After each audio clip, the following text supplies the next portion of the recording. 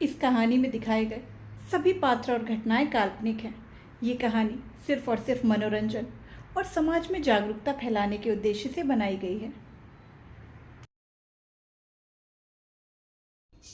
शादी एक इश्क की शुरुआत सीज़न 2 का आज हम देख रहे हैं एपिसोड नंबर 18।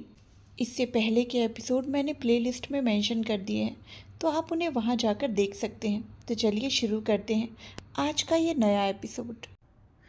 प्रज्ञा बेड पर टिककर बैठी सो रही थी। वो काफ़ी देर तक रोई। जब उसका रोना बंद हुआ तो वो बैठ जाती है और बैठे बैठे ही सो जाती है।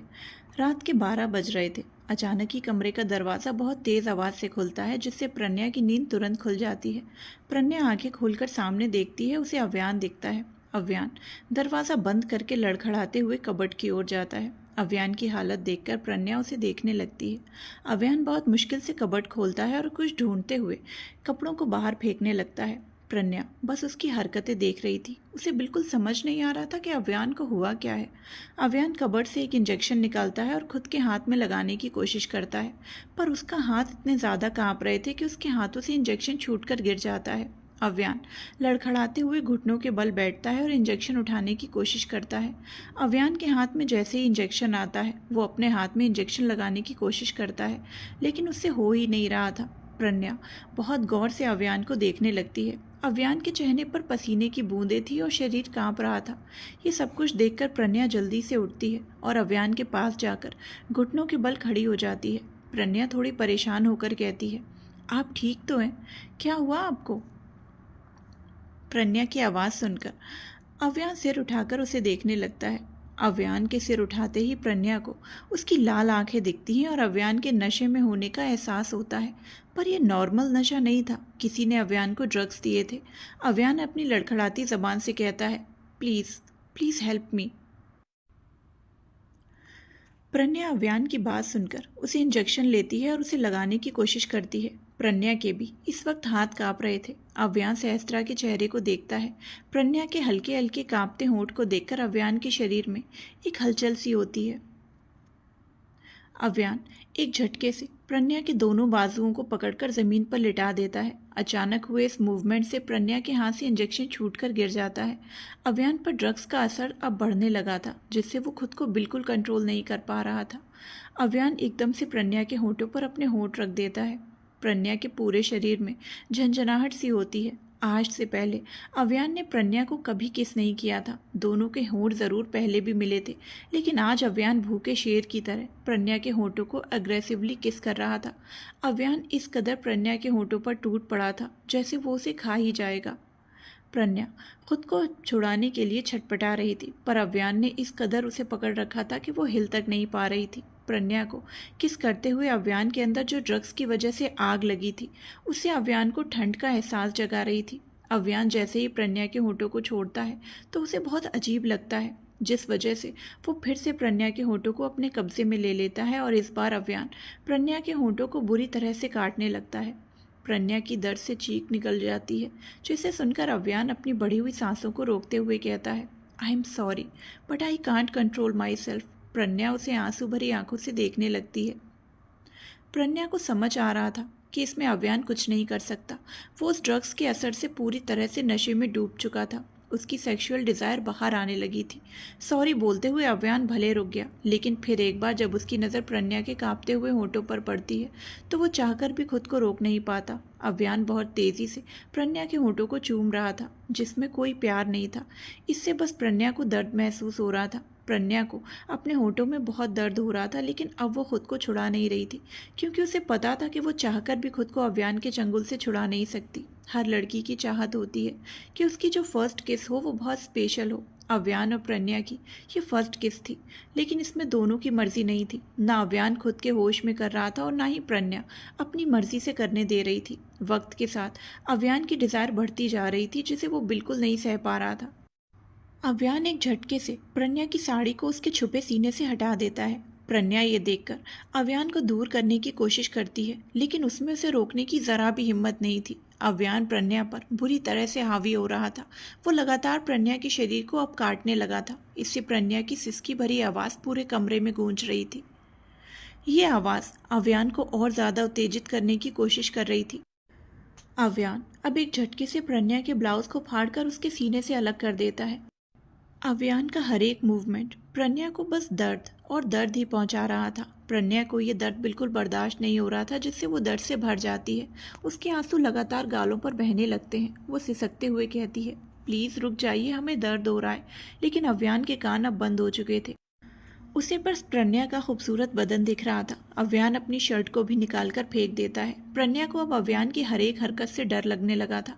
वो खुद को सिमेटने की कोशिश कर रही थी। प्रज्ञा को समझ आ रहा था कि आगे क्या होने वाला है, जिससे उसका बदन काफ़ी ज़्यादा इफेक्ट कर रहा था। प्रज्ञा के ऊपरी शरीर पर एक भी ऐसी जगह नहीं बचती जिसमें अव्यान के दांतों के निशान ना हो।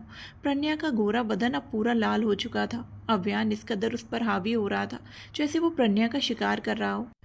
अव्यान के हाथ प्रज्ञा की ब्रा को फाड़ देते हैं, पर उसकी ब्रा को बदन से अलग करता है उससे पहले ही उसकी आंखों के सामने एक नज़ारा छाने लगता है, जिसमें प्रज्ञा के बचपन का मासूम सा चेहरा था। उस मासूम चेहरे पर मुस्कान थी। अव्यान ड्रग्स के नशे भरे चेहरे से प्रज्ञा के चेहरे को देखता है, जिसमें दर्द था और आंसू लगातार बह रहे थे। अव्यान उसके चेहरे को देखते ही अपनी हालत को संभालते हुए उसके ऊपर से हटता है। प्रज्ञा उसे देखती रहती है। अव्यान अपनी लड़खड़ाती कदम से वॉशरूम जाता है और जोर से दरवाज़ा बंद करके लॉक कर देता है। प्रज्ञा एक पल के लिए सहम जाती है। अव्यान ने प्रज्ञा को तो उसे दर्द देने से छोड़ दिया था, लेकिन अब उसका दर्द बाहर आने लगता है। ड्रग्स का असर तब तक खत्म नहीं हो सकता था जब तक उसे जिस्म की गर्मी ना मिल जाए या फिर दवाई ना मिल जाए। अव्यान को अपना शरीर फटता हुआ महसूस हो रहा था, जिस वजह से वो चीख पड़ता है। उसकी चीख सुनकर प्रज्ञा घबरा जाती है। वो जल्दी से अपनी बिखरी हुई साड़ी को उठाकर अपने सीने को छुपा लेती है। प्रज्ञा की ब्रा फट जरूर गई थी, लेकिन फिर भी उसे ढक रही थी। प्रज्ञा दरवाजे पर खटखटाते हुए बुलाने लगती है, साजन, साजन, दरवाज़ा खोलिए, प्लीज़ दरवाज़ा खोलिए। प्रज्ञा को भी समझ आ चुका था कि अव्यान किस तरह अंदर से तड़प रहा होगा। वो अव्यान को तड़पते हुए कभी नहीं देख सकती थी, उसके दर्द को कभी नहीं देख सकती थी। अव्यान की हर तड़प से प्रज्ञा को बहुत तकलीफ हो रही थी। वॉशरूम के अंदर अव्यान खुद को संभालने के लिए शावर के ठंडे पानी को अपने ऊपर गिरा रहा था। हर एक गिरता पानी उसके शरीर की गर्मी को थोड़ा भी कम नहीं कर रही थी, क्योंकि उसके शरीर की गर्मी अब पानी से तो कभी ठंडी नहीं हो सकती थी। अव्यान के शरीर में अब दर्द का जैसे अंबार फूट पड़ता है। वो फिर एक बार दर्द से करा उठता है, जिसे सुनते ही प्रज्ञा बहुत ज़ोर ज़ोर से दरवाज़ा खटखटाकर बुलाने लगती है, साजन, प्लीज़ दरवाज़ा खोलिए, हम ऐसे आपको नहीं देख सकते। खोलिए ना दरवाज़ा, प्लीज़ खोलिए। प्रज्ञा बोलते बोलते रो पड़ती है, लेकिन ना प्रज्ञा की पुकार अव्यान तक जा रही थी और ना ही उसकी तकलीफ भरी रोने की आवाज़। अंदर अव्यान अपने दर्द से तड़प रहा था, तो वहीं प्रज्ञा अव्यान के दर्द को महसूस करते हुए तड़प रही थी। अव्यान को ड्रग्स के असर ने पूरे काबू में ले लिया। अव्यान इन सबको रोकने के लिए अचानक ही अपना सिर बहुत ज़ोर से दीवार पर मारता है। वो लगातार अपने सिर को दीवार पर मारते जा रहा था। उसने शायद आज ठान लिया था कि उसके जिस्म की गर्मी को मिटाने के लिए वो प्रज्ञा के जिस्म को नहीं छुएगा, प्रज्ञा के जिस्म को दर्द नहीं देगा, उसकी मर्जी के खिलाफ नहीं जाएगा। भले उसे कितना भी दर्द क्यों ना झेलना पड़ जाए, पर वो प्रज्ञा को दर्द नहीं देगा। जहाँ अंदर अव्यान खुद को रोकने की कोशिश कर रहा था, तो वहीं बाहर प्रज्ञा उसे बुलाती जा रही थी। रोने की वजह से प्रज्ञा का पूरा चेहरा लाल हो चुका था। इधर अव्यान के माथे पर अब खून भर जाता है। उसका खून बहने लगता है, पर शावर का पानी उसे धो रहा था। आखिरी बार अव्यान बहुत जोर से अपने माथे को दीवार पर मारता है, फिर लड़खड़ाते हुए पीछे हो जाता है। अब उसकी हालत बेहोशी की होती है। अव्यान को सारी चीज़ें अब धुंधली सी दिखने लगती हैं, पर एकदम से उसकी आंखों के सामने पूरा अंधेरा छा जाता है। अव्यान उस अंधेरे में गुम हुआ फर्श पर बेहोश होकर गिर जाता है। अव्यान की आंखें धीरे धीरे बंद हो जाती हैं। वहीं दरवाज़ा खटखटाकर बुलाते बुलाते प्रज्ञा थक जाती है। वो दरवाजे से सटकर नीचे सरकते हुए बैठ जाती है और रोने लगती है। अब अव्यान की आवाज़ अंदर से तो नहीं आ रही थी, लेकिन प्रज्ञा उसकी हालत के बारे में सोच सोच कर रोए जा रही थी। अगली सुबह हल्की सूरज की रोशनी पूरे कमरे में फैल जाती है।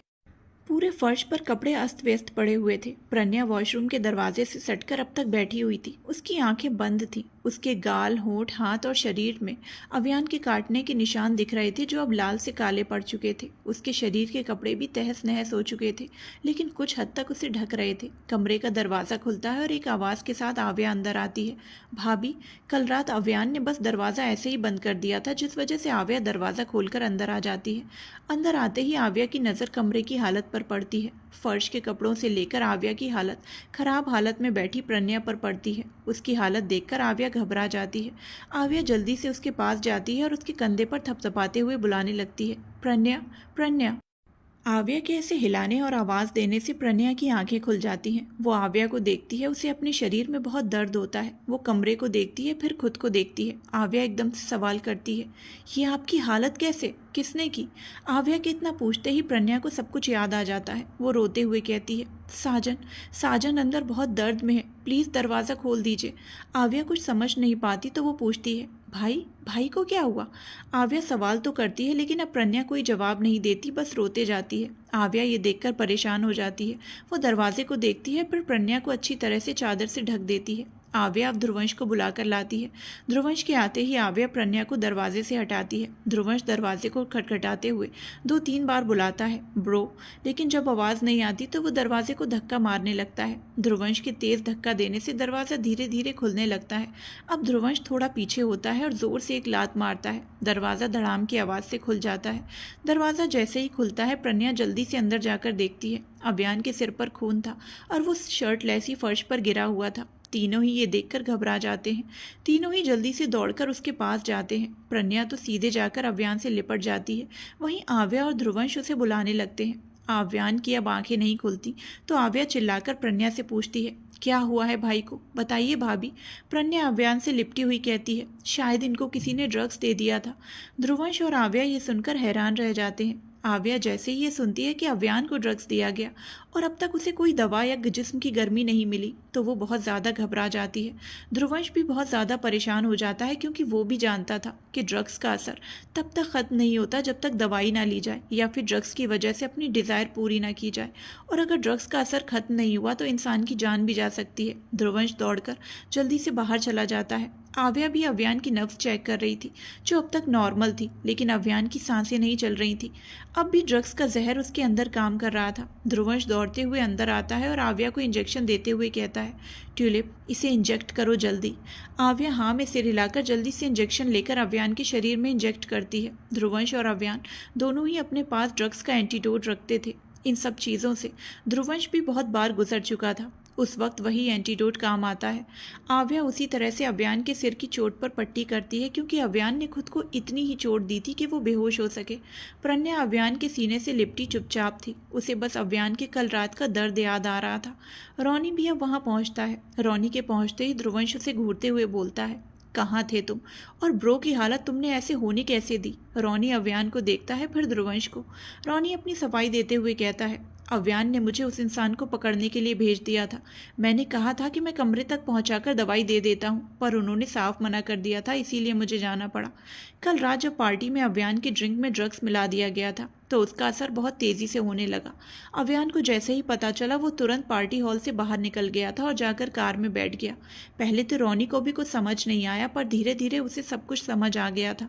अव्यान को अपने अंदर ड्रग्स महसूस करके बहुत गुस्सा आ रहा था, इसीलिए वो गुस्से से रोनी को इस इंसान का पता लगाने को कहता है। रोनी पहली बार तो नहीं सुनता, लेकिन दूसरी बार अव्यान कुछ ज़्यादा ही गुस्से से उस पर चिल्लाता है, जिस वजह से उसे जाना पड़ता है।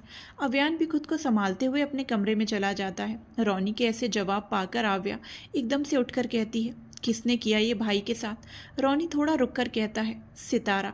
सितारा नाम सुनते ही ध्रुवंश थोड़ा हैरान हो जाता है। आव्या को तो किसी सितारा का पता ही नहीं था, इसीलिए वो समझ नहीं पाती कि सितारा कौन है और उसने ऐसा क्यों किया। वहीं प्रणया जब ये नाम सुनती है तो पहले तो वो भी सोचने लगती है, फिर जब उसे याद आता है कि सितारा कौन है तो उसके अंदर गुस्सा उभर आता है। प्रणया अव्यान के ऊपर से हटकर कमरे में अव्यान को पहुंचाने के लिए बोलती है। अव्यान को ध्रुवंश और रोनी बहुत मुश्किल से उठाकर ले जाते हैं। ध्रुवंश अव्यान को बेड पर लिटाते ही कहता है, लेकिन ऐसा उसने क्यों किया? रोनी तुरंत ही जवाब देता है, आज सुबह ही हमने उसे पकड़ा है। पूछने पर उसने जवाब दिया कि वो बस अव्यान को पाना चाहती है। अव्यान ने उससे शादी वाले प्रपोजल को रिजेक्ट कर दिया, तो वो ड्रग्स देकर अव्यान के साथ रात बिताना चाहती थी, ताकि जब प्रेग्नेंट हो तो वो अव्यान को शादी के लिए फोर्स कर सके। अब तो उसे पता नहीं है कि अव्यान की शादी हो चुकी है। पहले कहे शब्दों से प्रणया का खून खौल उठता है, लेकिन जैसे ही वो ये बात सुनती है कि सितारा को पता नहीं है कि अव्यान की शादी हो चुकी, तो प्रणया को इस बात से बहुत तकलीफ होती है। अव्यान प्रणया के ऊपर हक जताता था, उसके करीब आता था, लेकिन आज भी अव्यान ने दुनिया को अपनी वाइफ से इंट्रोड्यूस नहीं किया। आखिर अव्यान प्रणया या सहस्त्रा को पूरी दुनिया के सामने क्यों नहीं अपना रहा था? ये सवाल हर किसी के मन में था।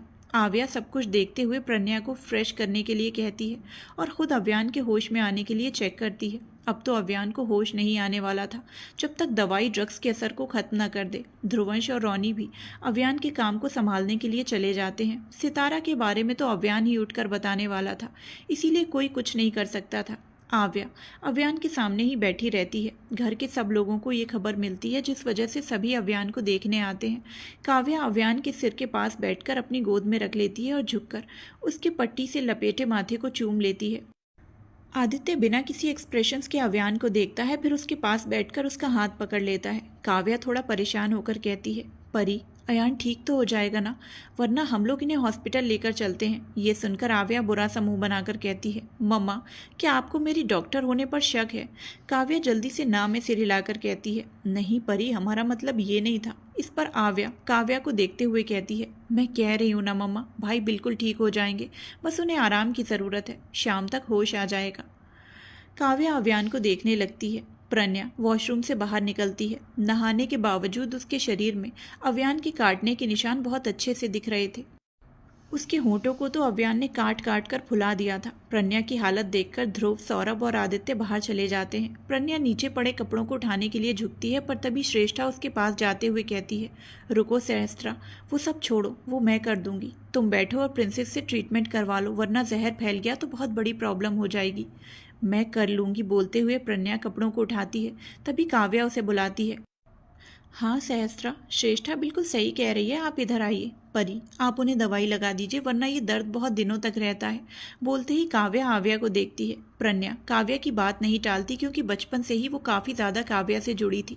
पर एक बात से उसे बहुत दर्द होता है कि काव्या ने भी अव्यान की ज़िंदगी में किसी और के आने से कोई रिएक्ट नहीं किया। उसने खुशी खुशी सहस्त्रा को एक्सेप्ट कर लिया। प्रज्ञा जाकर बेड पर बैठ जाती है तो आव्या उसे हर जगह दवाई लगाने लगती है। श्रेष्ठा नीचे पड़े सारे कपड़ों को समेटकर कबर्ड में रखती है। श्रेष्ठा और काव्या दोनों का नेचर इतना ज़्यादा अच्छा था कि कभी प्रज्ञा को लगता ही नहीं था कि वो दोनों उसकी सास हैं। आव्या प्रज्ञा के हर एक बाइट मार्क पर दवाई लगाती है और वहीं बैठ जाती है। पर कुछ ही वक्त में उसे हॉस्पिटल से इमरजेंसी कॉल आती है, जिस वजह से उसे जाना पड़ता है। श्रेष्ठा भी जाकर प्रज्ञा के लिए नाश्ता लाती है। काव्या वहीं बैठी बस अव्यान के बालों को सहलाती रहती है और प्रज्ञा काव्या की ममता को देखे जा रही थी। प्रज्ञा को नाश्ता करने का ज़रा भी मन नहीं था, इसीलिए वो बस जूस पीकर नाश्ते को ढक देती है। काव्या अव्यान के बालों को सहलाते हुए प्रज्ञा से कहती है, कल रात आपको हमें बुलाना चाहिए था, हमें ना सही लेकिन परी तो बगल वाले कमरे में थी, उसे बुला लेती। ये सुनकर प्रज्ञा सिर झुका लेती है और कहती है, हमें उनके दर्द को देखकर कुछ समझ ही नहीं आया कि हम क्या करें, हमें उनके दर्द के सिवाय कुछ नहीं दिख रहा था। बोलते हुए प्रज्ञा की आंखों से आंसू गिर जाते हैं। प्रज्ञा रात में जब अव्यान को इतने दर्द में कराहते सुनती है तो इसका दिमाग पूरी तरह से ब्लैंक हो जाता है। उसे ये तक याद नहीं रहता कि उसे किसी को बुलाना चाहिए या फिर कोई उसके सिवाय इस घर में रहता भी है। काव्या प्रज्ञा को बहुत गौर से देखती है। काव्या को प्रज्ञा के अंदर खुद की छवि दिख रही थी। जिस तरह आदित्य को कुछ होने से उसे आदित्य के दर्द के सिवाय कुछ नहीं दिखता, उसी तरह प्रज्ञा भी थी। काव्या अब प्रज्ञा से और ज़्यादा कुछ भी बोलकर हर्ट नहीं करना चाहती थी, इसीलिए वो अव्यान को देखकर फिर एक बार उसके माथे पर किस कर लेती है। शाम का वक्त, दिन बीतकर शाम हो जाती है। अव्यान को धीरे धीरे होश आने लगा था। वो अपने सिर को धीरे से पकड़कर आंखें खोलता है तो खुद को काव्या की गोद में पाता है। काव्या वैसे ही बैठी सो रही थी। कुछ पल वो काव्या को देखता है, फिर उसकी नज़र सामने बैठी प्रज्ञा पर जाती है। वो भी अपनी आंखें बंद किए हुए थी, पर सोई नहीं थी। अव्यान धीरे से काव्या के हाथ को हटाता है और उठकर बैठ जाता है।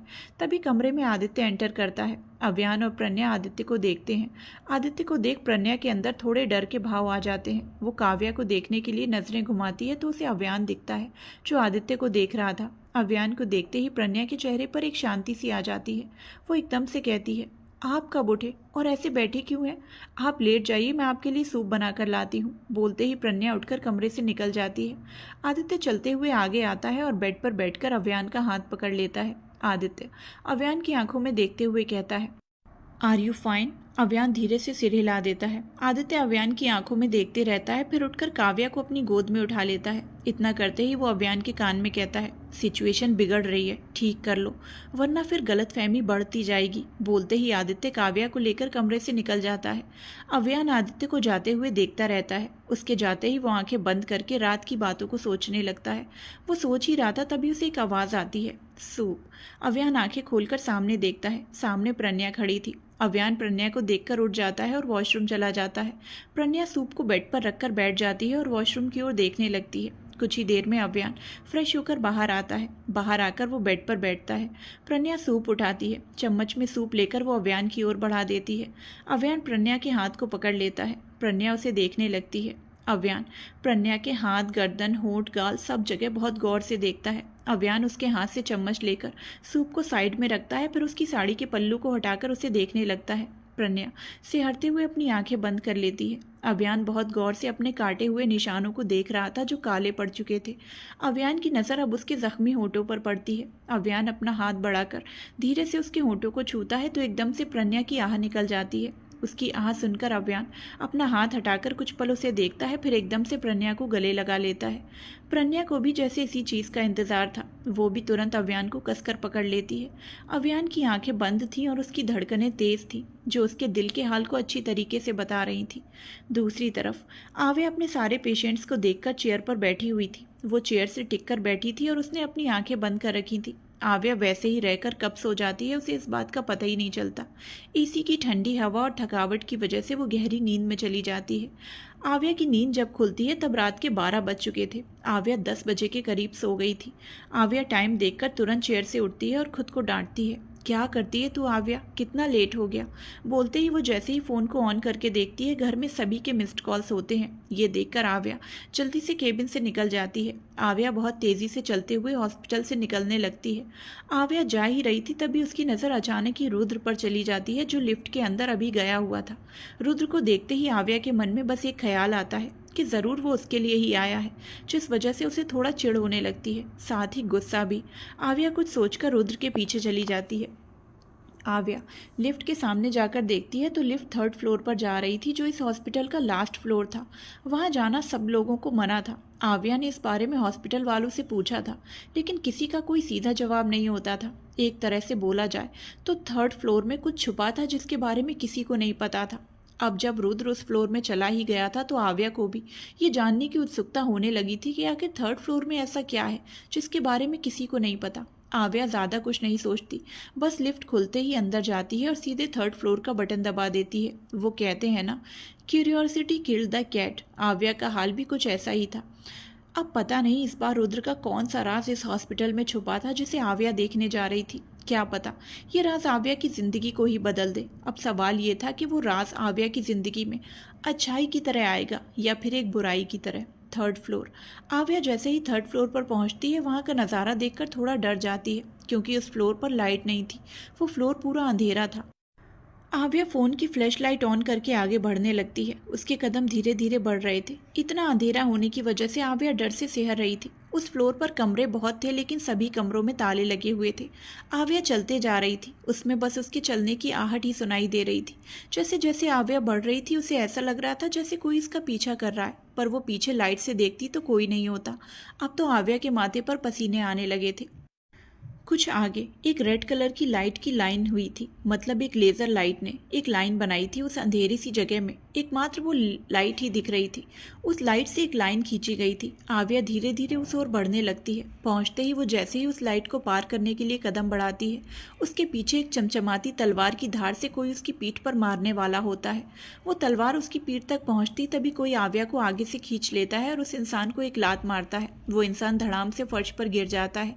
गिरते ही वो बहुत फुर्ती से वहां से भाग जाता है। वहीं अचानक खींचने की वजह से आव्या का फोन हाथ से छूटकर गिर जाता है। फ्लैश लाइट भी ऑफ हो जाती है और फिर एकदम अंधेरा छा जाता है।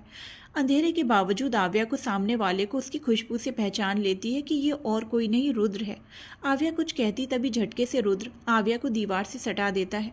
आव्या कसकर अपनी आंखें बंद कर लेती है। रुद्र अंधेरे में आव्या के चेहरे को देखते हुए एकदम सर्द आवाज में कहता है, curiosity killed the cat baby girl.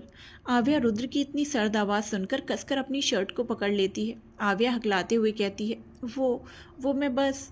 आव्या उसके आगे कुछ बोलती है, रुद्र तुरंत उसके होंठों पर उंगली रख देता है। आव्या सिहर उठती है।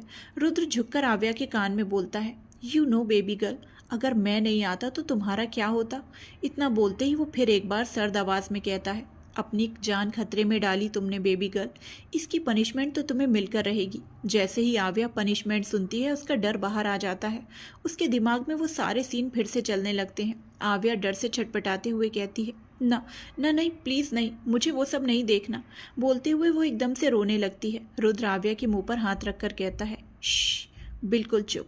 इतना बोलते ही रुद्र आव्या को प्यार से अपने सीने से लगा लेता है। आव्या सिसकते हुए रुद्र से कहती है, मुझे वो सब नहीं देखना प्लीज़। रुद्र आव्या के बालों को सहलाते हुए कहता है, तुम ऐसा काम क्यों करती हो बेबी गर्ल कि मैं मजबूर हो जाऊं? आज के बाद नहीं करूंगी, प्लीज़ मुझे छोड़ दो। आव्या एकदम से सिसकते हुए बोल पड़ती है। रुद्र प्यार से आव्या के माथे पर किस करके कहता है, ओके अब चुप हो जाओ। आव्या धीरे धीरे अपना सिसकना बंद करती है। जब आव्या पूरी तरह से शांत हो जाती है तो रुद्र आव्या का हाथ पकड़कर ले जाने लगता है। आव्या रुद्र के साथ जाने से भी डर रही थी, लेकिन इस अंधेरी सी जगह में रुद्र के साथ के अलावा उसे कुछ समझ भी नहीं आ रहा था। रुद्र उस अंधेरे में भी चलता जा रहा था। एक जगह पहुंचकर वो अपना हाथ आगे करके दरवाजे पर रखता है। ऐसा करते ही वो दरवाज़ा खुल जाता है। रुद्र आव्या को लेकर अंदर जाता है।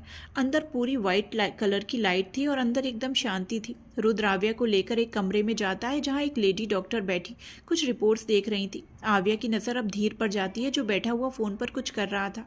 आखिर में उसकी नज़र एक औरत पर पड़ती है जो बेड पर बेसुध सी लेटी हुई थी। आव्या उसे पहचानने की कोशिश करने लगती है क्योंकि उसने पहले भी इस औरत को देखा था, पर कहाँ देखा था ये उसे बिल्कुल भी याद नहीं आ रहा था।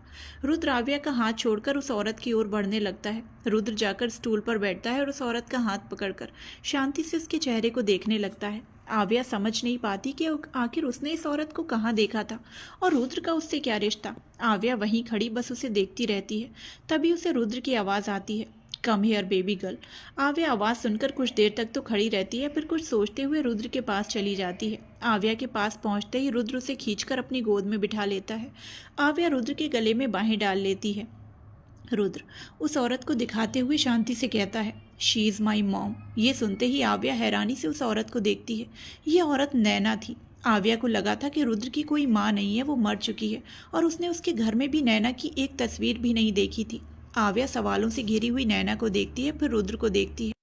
रुद्र के एक्सप्रेशंस आज इतने शांत थे जिसे आव्या ने कभी नहीं देखा था। रुद्र आज एक नॉर्मल इंसान लग रहा था, पर उसके चेहरे पर वही चार्मिंग थी। रुद्र नैना से नजरें हटाकर आव्या को देखता है। दोनों की नजरें आपस में मिल जाती हैं। आव्या को रुद्र की आंखों में एक अलग ही एहसास दिख रहा था। रुद्र एकदम खामोशी से आव्या को गले लगा लेता है। आव्या भी पता नहीं क्यों रुद्र की इस खामोशी में गुम सी हो जाती है और वो भी रुद्र की पीठ पर हाथ रख लेती है और अपना चेहरा उसकी गर्दन में छुपा लेती है। रुद्र आव्या के कंधे पर चिन टिकाए नैना को देखता रहता है। आज उसके पास दो सुकून थे, एक तो उसकी मॉम और दूसरी आव्या।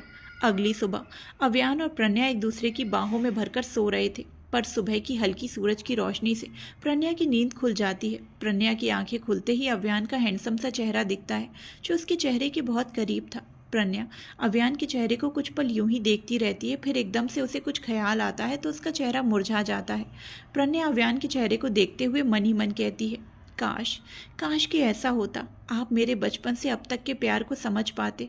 बचपन में भी आप मुझसे दूर रहते थे और अब भी हम दूर हैं, इतने करीब होकर भी आप मुझसे बहुत दूर हैं। बोलते हुए प्रन्या के चेहरे पर दर्द दिखता है। प्रन्या अव्यान के हाथ को अपने ऊपर से हटाती है और उठकर वॉशरूम चली जाती है। सूरज की रोशनी चेहरे पर पड़ने से अव्यान की भी आंखें खुल जाती हैं। अव्यान उठकर बैठता है। बैठते ही अपना फ़ोन उठाकर चेक करता है। अव्यान रोनी को कॉल करता है। रोनी की कॉल रिसीव करते ही अव्यान उसे सर्द आवाज़ में कहता है, 5 मिनट में मुझे उनकी बर्बादी न्यूज़ में दिखनी चाहिए। अव्यान बोलकर तुरंत कॉल कट करता है। फ़ोन को टेबल पर रखकर वो अपनी और प्रन्या की शादी की फ़ोटो देखता है।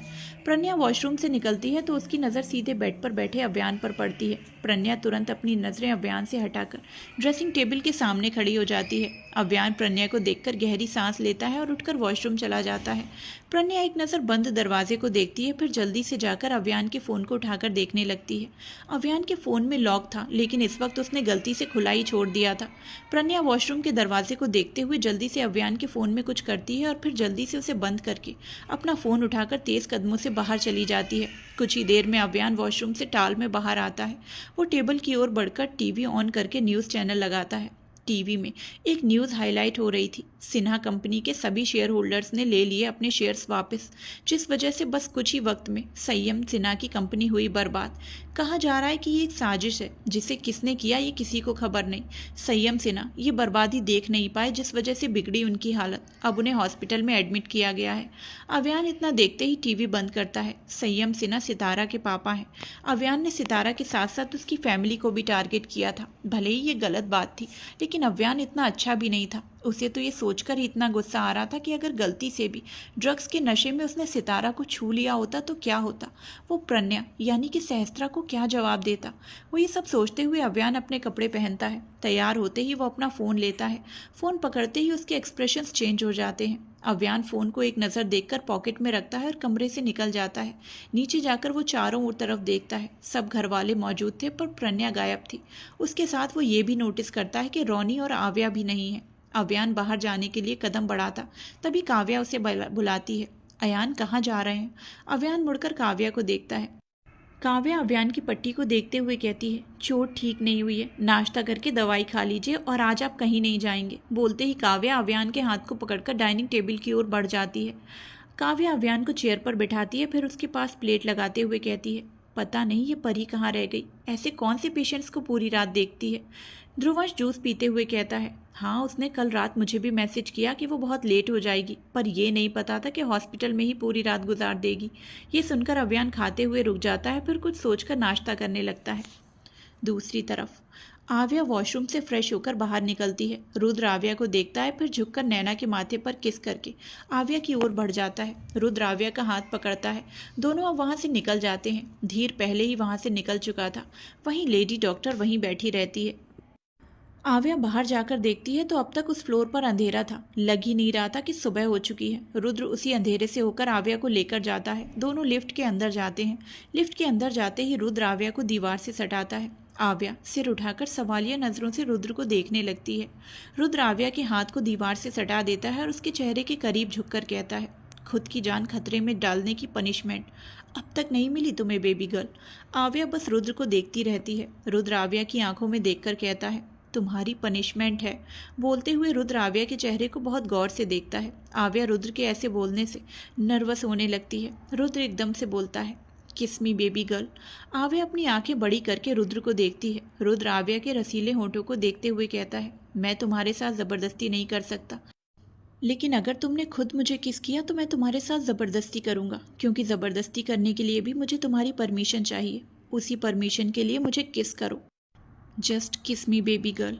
रुद्र की बातों को सुनकर आव्या बहुत ज़्यादा हैरान थी। रुद्र बोल तो ऐसे रहा था जैसे कोई लड़की अपनी ज़बरदस्ती करने के लिए परमिशन देगी, पर पता नहीं आव्या को रुद्र का चेहरा देखकर क्या होता है। वो बुरा सा मुंह बनाकर कहती है, पर तुमने ब्रश नहीं किया। आव्या को याद था कि रुद्र फ्रेश नहीं हुआ था, जिस वजह से वो सीधे सीधे बोल देती है। रुद्र भौएं चढ़ाए आव्या को देखता है, फिर कहता है, सो व्हाट बेबी गर्ल, इससे क्या फ़र्क पड़ता है कि मैंने ब्रश किया है या नहीं। आव्या उल्टी करने का नाटक करते हुए कहती है, छी यक, कितना गंदा स्मेल आता है, मेरे मुंह का टेस्ट खराब हो जाएगा, मुझे नहीं करना। रुद्र अपनी एक आईब्रो उठाए आव्या को देखता है, फिर कहता है, ओह रियली, बस प्रॉब्लम सॉर्ट आउट होकर शादी हो जाने दो, फिर तुम्हें दिखाता हूँ गंदा किसे कहते हैं। ब्रश तो छोड़ो, नहाने भी नहीं दूंगा तुम्हें। ये सुनकर आव्या की आंखें हैरानी से और ज़्यादा बड़ी हो जाती हैं। रुद्र का वही पहले वाला नेचर जो आव्या पहली मुलाकात में मिली थी, रुद्र का पहला नेचर वापस लौटाने की वजह से आव्या तो अब रुद्र के डेंजर रूप को कुछ पल के लिए भूल ही चुकी थी। रुद्र की बातें मजाकिया कभी नहीं होती थी, वो ये सब बिल्कुल सीरियस होकर कहता था। अब ये तो आगे ही पता चलने वाला था कि आखिर रुद्र आव्या के साथ शादी के बाद क्या करता है। इधर एक कमरे में एक लड़की की आवाज़ आ रही थी। उसके साथ थप्पड़ की भी आवाज़ साफ सुनाई दे रही थी। अव्यान कमरे का दरवाज़ा खोलता है तो सामने देख उसके फेस एक्सप्रेशंस एकदम से बदल जाते हैं। कमरे में सितारा को एक लड़की ने पकड़ रखा था और प्रज्ञा बहुत गुस्से में बस सितारा को थप्पड़ मारते जा रही थी। सितारा का चेहरा थप्पड़ के निशान से पूरा लाल हो चुका था और उसके होंठों के कोनों से खून बह रहा था। इससे साफ पता चल रहा था कि प्रज्ञा ने किस तरह उसे मारा। प्रज्ञा के हाथ रुकने का नाम ही नहीं ले रहे थे। वो लगातार थप्पड़ पर थप्पड़ सितारा को मार रही थी। सितारा की बस दर्द भरी आवाज़ आ रही थी। प्रज्ञा के हाथ भी थप्पड़ मारते मारते लाल हो गए थे। सितारा दर्द में रोते हुए कहती है, आह प्लीज़। इसके आगे उससे कुछ बोला ही नहीं जा रहा था और प्रज्ञा तो उसकी कोई आवाज़ सुन ही नहीं रही थी। रोनी बस वहाँ खड़ा लाचारी से प्रज्ञा को देख रहा था। अव्यान ये सब कुछ देखते हुए आगे बढ़ता है। प्रज्ञा के पास पहुंचते ही अव्यान प्रज्ञा को पीछे से पकड़ लेता है, पर प्रज्ञा फिर भी नहीं रुकती। वो अपनी पीठ से अव्यान को धक्का देकर सितारा को मारते ही जा रही थी। अव्यान पीछे से उसके हाथों को पकड़कर हक कर लेता है। प्रज्ञा एकदम गुस्से से छटपटाते हुए कहती है, छोड़ो मुझे, मैं इस लड़की को नहीं छोड़ूंगी, जान से मार दूंगी इसे। प्रज्ञा को गुस्से में ये तक नहीं दिख रहा था कि वो इसे किसने पकड़ा हुआ है। वो बस अपने गुस्से में आग की तरह जल रही थी। प्रज्ञा अव्यान से खुद को छुड़ाकर फिर से सितारा को एक थप्पड़ मारने वाली होती है कि अव्यान उसकी बाजू पकड़कर अपनी ओर खींच लेता है। प्रन्या गुस्से से लाल आंखों से अव्यान को देखती है। अव्यान प्रन्या की कमर को पकड़कर अपने करीब कर लेता है और उसे देखते हुए कहता है, शांत। उसके इतना बोलते ही प्रन्या गुस्से से चिल्लाते हुए कहती है, मैं शांत क्यों रहूं? इस लड़की की हिम्मत कैसे हुई आपको अपना बनाने के बारे में सोचने की? प्रन्या इतना बोलकर सितारा को देखती है जिसकी हालत बहुत ज़्यादा खराब थी। प्रन्या उसे देखते हुए गुस्से से उबलते हुए कहती है, क्या सोचा था इसने? आपके साथ रात बिताएगी और प्रेग्नेंट होकर आपकी बनेगी, इसकी तो मैं। बोलते ही प्रन्या सितारा की ओर बढ़ती है। अव्यान तक प्रन्या को रोक नहीं पा रहा था। कहते हैं ना कि औरत कमज़ोर होती है, लेकिन उनकी ताकत का अंदाज़ा तब होता है जब वो गुस्से में होती हैं। तो स्ट्रॉन्ग परफेक्ट बॉडी वाले इंसान तक उसे संभाल नहीं सकते। आज अव्यान का हाल ऐसा ही कुछ था। वो अपनी बीवी को संभाल नहीं पा रहा था। प्रन्या अव्यान को अपने साथ खींचते हुए लेकर चली जा रही थी। रोनी को तो अव्यान की हालत देख हंसी आ रही थी। प्रन्या के ऐसे आगे बढ़ने से सितारा डरकर पीछे होने लगती है। सितारा तो सहस्त्रा के नृत्य की फैन थी और आज उसी के हाथों मार खा रही थी। प्रन्या सितारा के पास पहुंचती उससे पहले ही अव्यान प्रन्या को पीछे से टाइटली हग करके कंधे पर किस कर लेता है। अव्यान की किस करने पर प्रन्या सुन्न पड़ जाती है। वो बर्फ की तरह जम जाती है। अव्यान को जब समझ आता है कि प्रन्या कंट्रोल में आ चुकी है तो इशारे से वो सितारा को ले जाने को कहता है। जिस लड़की ने सितारा को पकड़ा था वो सितारा को खींचते हुए लेकर जाती है। उन दोनों के जाते ही रोनी भी निकल जाता है। सबके जाते ही अव्यान प्रन्या को छोड़कर धीरे से अपनी ओर पलटाता है। प्रन्या की सांसें तेज थीं। वो नजरें झुकाए हुए थी। अव्यान प्रन्या की चिन को पकड़कर ऊपर करता है। प्रन्या का पूरा शरीर सिहर उठता है। प्रन्या की नजरें अब तक झुकी हुई थी। अव्यान प्रन्या की झुकी नजरें देखकर कहता है, लुक एट मी सजनी। अव्यान के ये बोलते ही प्रन्या का दिल बहुत तेजी से धड़कने लगता है। अव्यान फिर से कहता है, मेरी तरफ देखो। प्रन्या अब तक उसी तरह नजरें झुकाए रहती है। अव्यान प्रन्या के गाल पर हाथ रखे बहुत गौर से उसे देखता है। प्रन्या अव्यान के ऐसे हाथ रखने से अपनी आंखें बंद कर लेती है। वो अव्यान की हर छुअन को महसूस कर रही थी। प्रन्या बहुत धीरे से कहती है, उसे मैं नहीं छोड़ूंगी। उसने आपको मुझसे छीनने की कोशिश की। बोलते ही प्रन्या नजरें उठाकर अव्यान को देखती है। अव्यान प्रन्या की आंखों में दिख रहे गुस्से को देखता है और उसके करीब झुककर अपनी नाक को प्रन्या की नाक से रगड़ते हुए कहता है, मुझे नहीं पता था कि तुम इतनी डेंजरस हो। अब तो लगता है मुझे तुमसे डरना चाहिए। प्रन्या के ऐसे करने से अपनी साड़ी को कसकर पकड़ लेती है। अव्यान अब प्रन्या के माथे पर किस करके कहता है, मैं सिर्फ तुम्हारा हूँ। हमारे बीच ना कभी कोई आएगा और ना ही मैं आने दूंगा। प्रन्या अव्यान की बातों में गुम हुई बस उसे ही देखती रहती है। अव्यान प्रन्या को एकदम से गोद में उठा लेता है। प्रन्या अपनी बाहें उसके गले में लपेट लेती है। अव्यान प्रन्या को लेकर बाहर जाता है। दोनों कार में बैठ जाते हैं। कार में बैठते ही कार स्पीड से वहां से निकल जाती है। इधर आव्या घर पहुंच चुकी थी। वो रुद्र की मॉम यानी नैना के बारे में सोच रही थी। आव्या ने नैना को पहले देखा था जब वो सिंघानिया विला कभी कभी आती थी, लेकिन आव्या छोटी थी तो उसे इतना अच्छे से याद नहीं था क्योंकि उसने कभी नैना से बात नहीं की थी। आव्या फ्रेश होती है। आज उसका हॉस्पिटल जाने का बिल्कुल प्लान नहीं था। आव्या जीन्स टॉप और जैकेट पहनकर रेडी होती है। वो ध्रुवंश के कमरे में जाती है। ध्रुवंश इस वक्त अपनी गन में बुलेट डाल रहा था। आव्या उससे पास जाकर खड़ी होकर कहती है, अंश चलो आज कॉफ़ी डेट पर चलते हैं। ध्रुवंश नजरें उठाए आव्या को ऊपर से नीचे तक देखता है, फिर भौहें चढ़ाकर कहता है, तुम्हें पता है ट्यूलिप, तुम मुझे कॉफ़ी डेट के लिए प्रपोज कर रही हो। आव्या हाँ में सिर हिलाकर जवाब देती है, हाँ तो मैं तो कर रही हूँ तुम्हें प्रपोज कॉफ़ी डेट के लिए। अब ज़्यादा नखरे मत दिखाओ, चलो जल्दी। बोलते ही आव्या ध्रुवंश का हाथ पकड़ लेती है। ध्रुवंश गन को ड्रॉर में रखता है और आव्या के साथ चला जाता है। कॉफ़ी शॉप पर ध्रुवंश और आव्या आमने सामने बैठे कॉफ़ी का मज़ा ले रहे थे। दोनों के बीच बातें भी हो रही थी। दोनों शांति से कॉफ़ी पी ही रहे थे, तभी अचानक कयारा ध्रुवंश के हाथ से कॉफ़ी कप फेंक देती है। आव्या हैरानी से उसे देखती है। कयारा ध्रुवंश के कॉलर को पकड़ लेती है। उसके चेहरे पर गुस्सा था। कयारा ध्रुवंश की आंखों में देखकर गुस्से से कहती है, 2 दिन से मैं तुम्हारा कॉफ़ी शॉप में इंतज़ार कर रही हूँ और तुम यहाँ किसी और के साथ कॉफ़ी डेट कर रहे हो। आव्या उसकी बात सुन खड़ी हो जाती है। ध्रुवंश कयारा के हाथ को अपनी सर्द भरी नज़रों से देखने लगता है। वो सर्द आवाज़ में कहता है, रिमूव योर हैंड्स। बोलते हुए उसका फेस एकदम डार्क हो जाता है। कयारा भी कम नहीं थी। वो उसके कॉलर को छोड़ने के बजाय और कसकर पकड़ लेती है और कहती है, नहीं छोड़ूंगी। आव्या कभी ध्रुवंश को देखती तो कभी कयारा को। कॉफ़ी शॉप पर मौजूद इंसान भी दोनों को ही देख रहे थे। ध्रुवंश जब देखता है कि कयारा उसकी बात नहीं सुन रही तो वो एकदम से ही झटके से धक्का देकर दोनों हाथों को पकड़ लेता है और टेबल पर उसे सटा लेता है। अब कयारा टेबल पर लेटी थी और ध्रुवंश उसके ऊपर था। कयारा ध्रुवंश की आंखों में देखने लगती है। वहां पर मौजूद लोग दोनों का वीडियो बना रहे थे। आव्या को तो इस वक्त हंसी आ रही थी, पर वो खुद की हंसी को कंट्रोल करके रखे हुए थी। आव्या जमीन पर अपनी एड़ियों के बल बैठ जाती है और दोनों को देखते हुए कहती है, गाइस ये सब कमरे में कर लेना, क्योंकि अगर ऐसे ही रहे तो तुम दोनों न्यूज़ में ट्रेंडिंग में आ जाओगे। बोलते हुए आव्या मुस्कुराने लगती है। कयारा सिर घुमाकर आव्या को देखकर कहती है, अपनी बकवास बंद कर। एक तो तू मेरे क्रश को यहाँ डेट पर लेकर आई है और ऊपर से अपनी भतीसी दिखा रही है। दोनों की बातें सुनकर ध्रुवंश दोनों को देखने लगता है, फिर आव्या को देखकर सवाल करता है, ट्यूलिप इसे तुम जानती हो? आव्या दांत दिखाकर प्राउडली हाँ में सिर हिला देती है। ये सुनते ही ध्रुवंश कयारा को देखता है और उसका हाथ छोड़कर उसके ऊपर से उठ जाता है। आव्या भी जमीन से उठकर चेयर पर बैठती है। कयारा जो लेटी हुई थी वो भी उठकर टेबल पर ही बैठ जाती है। उठते ही कयारा की नज़र उन लोगों पर पड़ती है जो वीडियो शूट कर रहे थे। कयारा ये देखकर चिल्लाते हुए कहती है, अबे यहाँ कोई टीवी शो चल रहा है, डिलीट कर, वरना ये तुम लोग सलामत रहोगे ना, तुम लोगों के फ़ोन। ये सब लोग जो वीडियो रिकॉर्ड कर रहे थे वो तुरंत ही वहाँ से भाग जाते हैं। कयारा अब आव्या और ध्रुवंश को देखती है जो उसे ही घूर रहे थे। कयारा दोनों को इग्नोर करके अपनी पीठ पर लगी गंदगी को झाड़ने लगती है।